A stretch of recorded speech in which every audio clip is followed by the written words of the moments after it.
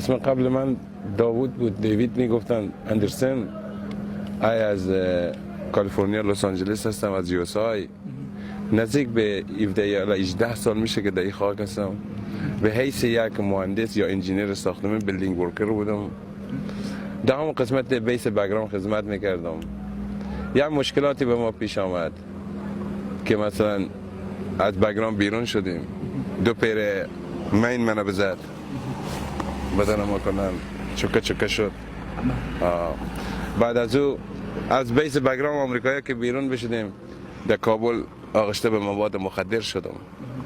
زمانی که در آمریکا بودم خرد بودم، نه پدر میفهمم کی است، نه مادر میفهمم، نه برادر، نه خواهر.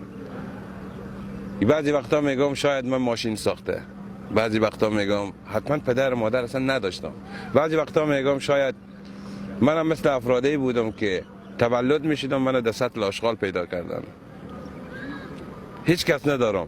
بعضی وقتا گریه میکنم، میگم همه خانواده دارن من ندارم.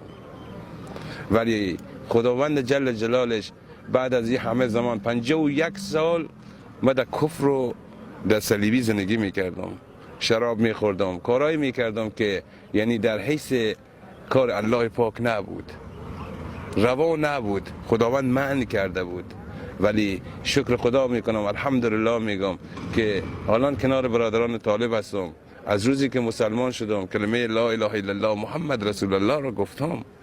قرآن خودم میخوانم، نماز خودم میخوانم، قرآن خودم میخوانم، با دست خود بالا میکنم، با خدای خود گریه میکنم. هر چیزی که بخوام خداوند به من بداده.